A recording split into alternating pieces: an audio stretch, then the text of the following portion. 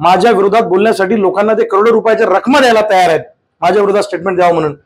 एवढी धास्ती त्यांनी खाल्लेली आहे। मी यांच्यासारखा असं हवेत गप्पा मारणारा माणूस नाहीये।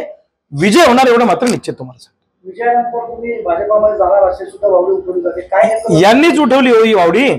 यांनी माझ्या मतांमध्ये डिवायडेशन करण्यासाठी, विशेषतः मायनॉरिटीचे वोट, आंबेडकरी समाजाचे वोट डिवाइड करण्यासाठी यांनी त्यांच्यामध्ये जाऊन सांगितलं की रविकांत तुपकर इकडे जाणार आहे। अरे 22 वर्षात मी कधी कोणत्या पक्षात गेलो नाही। मी चळवळीचा झेंडा कायम ठेवून राहिलो। मी स्वतंत्र निवडणूक लढतो आहे।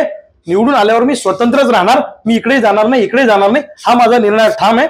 ज्या लोकांनी मला लहानाचं मोठं केलं, माझं नेतृत्व घडवलं, मला खिशातले पैसे खर्च करून, घामाचे पैसे मला लोकवर्गणी करून इथं निवडणुकीला दिलेले आहेत, त्या सामान्य माणसाची बेमानी आयुष्यात होणार नाही। मी स्वतंत्रच राहणार शेवटपर्यंत। माफ केला आहे त्याच्यावर आपण तक्रार करणार, 100% करणार, 100% त्याच्यामध्ये आम्ही तक्रार करणार आहे की आमच्या खोट्या नाट्या, आमच्या नवरा बायकोचे चेहरे वापरून उलट सुलट बातम्या पसरवण्याचं काम हे लोक करतायत। याने काही फरक पडणार नाही। आणि उलट खासदारांनी माझ्या 4 तक्रारी केल्यात आतापर्यंत यांच्याकडे, एसपी कडे। मी तर अजून केलीच नाही तक्रार कोणती। म्हणजे पांढऱ्या कपड्यातले गुंडच आता आमची तक्रार करायला लागलेले सामान्य शेतकऱ्यांची। ही किती दुर्दैवाची बाब आहे।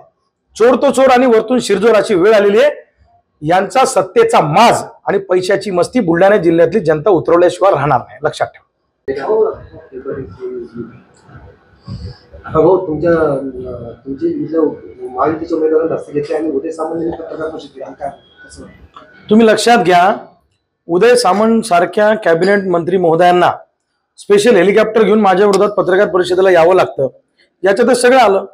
महायुतीच्या उमेदवारांना डझनभर नेते माझ्या विरोधामध्ये इथं प्रचाराला आणावे लागतात, राष्ट्रीय अध्यक्षांपासून तर दिल्लीपासून गल्लीपर्यंत, आणि सगळे येऊन माझ्यावर तुटून पडतायत। याचा अर्थ समजून घ्या की जनतेने ठरवलेलं आहे की शेतकऱ्याच्या लढणाऱ्या पोराला सभागृहात पाठवायचं, हा निर्णय जनतेचा झालेला आहे। आणि हा सगळा सर्वे त्यांच्यापर्यंत गेलेला आहे, त्यामुळे त्यांनी जास्ती खाल्लेली आहे। आता गोविंदाला पण आणतायत, ते आज मोठमोठे कॅबिनेट मंत्री आणतायत, मोठमोठे नेते आणतायत। त्यांना किती नेत्यांना आणू द्या, नेते तिकडं आणि जनता आमच्या सोबत राहणार आहे। विजय हा सत्याचा होणार। सत्य परेशान हो सकता है लेकिन पराजित नाही। त्यांनी माझ्यावर किती खोटारडे आरोप करू द्या, किती लोकांमध्ये संभ्रम निर्माण करण्याचा प्रयत्न करू द्या, माझ्या विरोधात बोलण्यासाठी लोकांना ते करोडो रुपयाच्या रकमा द्यायला तयार आहेत, माझ्या विरोधात स्टेटमेंट द्यावं म्हणून। एवढी धास्ती त्यांनी खाल्लेली आहे। त्यांच्या तळपायाच्या खालची वाळू सरकलेली आहे आणि अशीच सरकत जाणार आहे। त्यांनी काही केलं तरी विजय हा सत्याचाच होणार। शेतकऱ्यांचं नाव घेऊन आपण मते मागताय असा त्यांचा आरोप आहे। शेतकऱ्यांचं नाव घेऊन मत मागायचा प्रश्न येतोच कुठे? मी शेतकऱ्यांसाठीच काम करतो ना 22 वर्षापासून। 22 वर्ष मी माझं आयुष्य शेतकरी, कष्टकरी, वंचित, भूमिहीन, मजूर, तरुण ज्याच्यावर अन्याय होतो त्याच्या बाजूने उभे राहतो। आणि चळवळी करणाऱ्या माणसाचं काम संघर्ष करणं हेच असतं ना। आम्ही न्याय देण्याचं काम करतो लोकांना। कधी आमच्या आंदोलनातून न्याय मिळतो, कधी कमी मिळेल, कधी जास्त मिळेल, पण चळवळी करणं, संघर्ष करणं हे आमचं काम आहे।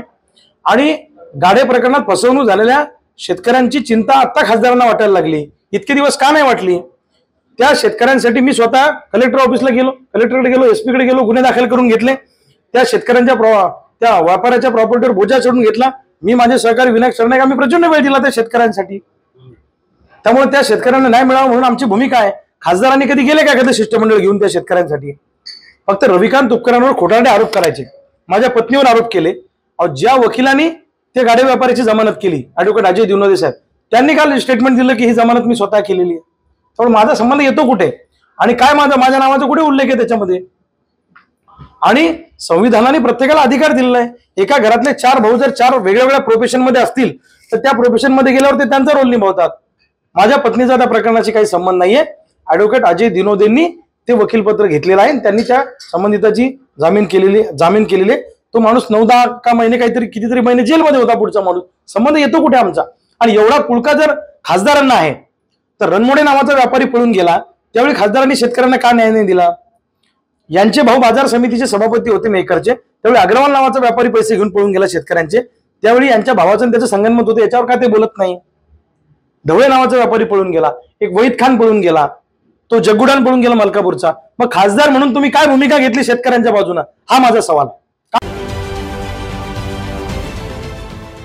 देश विदेशातील प्रत्येक घडामोडींचे लाईव्ह अपडेट मिळवण्यासाठी आता साम टीव्हीच्या सर्व सोशल मीडिया प्लॅटफॉर्मला लाईक, फॉलो आणि सबस्क्राईब करा।